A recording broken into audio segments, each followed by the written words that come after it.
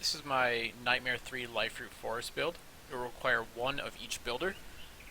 Liferoot is an iPower 490 map, which puts it dead in the center for item drops in Nightmare 3, but I actually think it's one of the easiest maps to get started on. So to get started, I start with my squire to build walls.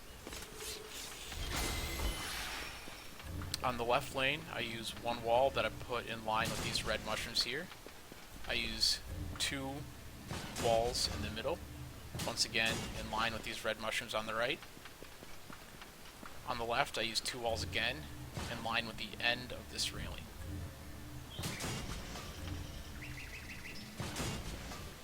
I then switch to my apprentice for frosty towers.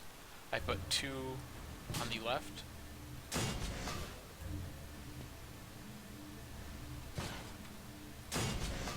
three in the middle,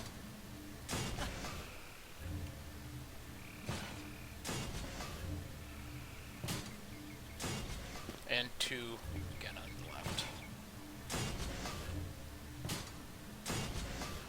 Now I switch to my huntress for traps. I will do the physical lane first since I have my elemental chaos uber on. I put 4 traps right in front of these walls in this pattern, and 4 more in somewhat of a diamond. This one will catch books and mages that hide out there. So now that, because middle is magic resist, I'll switch back to explosive traps. Once again, in a straight line across the front of these traps, 4. And then I do 6 rows in total. So there's 3 pretty close up in front of these walls, and then a little farther out, another set of 3. And this one I'll set a little bit to the right because things have a tendency to clump up here. And then I do one more trap right here to catch mages that hang out here. And we'll come to this lane. You need 3 traps right in front of the wall. This trap right here is necessary because sometimes things will bunch up right here, and if there's no trap, they will walk around the side. And then 5 traps in this kind of pattern right here. This trap can move a little bit further ahead up to here sometimes. This is for catching books that will hit the wall. So depending quite where you put that, you might need to change the location of this.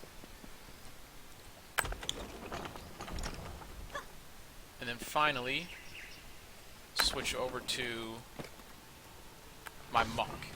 Now, I usually wait until wave 2 to build my anti-aircraft defenses, but for this I'm just going to show it on wave 1. I will put one right here, and the other one right in this little crevice. Now this leaves 20 mana left over. There's a number of things you can do. In this build currently, I'm not using any Serenity auras. You can easily place a Serenity aura wherever you want if you have Purge Evil. I can also put another trap right there to catch things that might clump up here, and just do more damage to this side to kind of even out the number of traps. I'll show you, if I do use Serenity auras, I will put one anywhere in here. So say right here.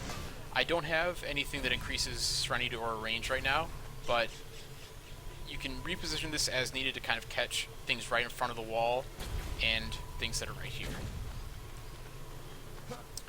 Now, if you want a Serenity aura in each lane, I will delete this trap, and once again place a Serenity aura in the general vicinity that it gets right in front of the wall and as far out as possible. On the right side, when I want a Serenity here, I'll delete this center trap and place a Serenity once again so that it touches the walls. And when doing this, I'll tend to move the traps closer back together. I'll show with explosive just because it's easy, but I'll move them back in like this. And once again, it's on wave 2 that you build the anti-air defenses. I like to save that 100 mana for hanging out for repairs. This build is completely soloable. You can do it yourself, you just have to make sure you repair everything. I started this with around 165,000 wall health, and I think around 1,000 trap damage, or trap DPS that is. And I couldn't immediately do it. I had to farm the first 5 waves or so for a while until this worked out, until I had the stats to do it. But this build worked very well for me for a long time, and hopefully works well for you. If you have any questions or comments, please leave them.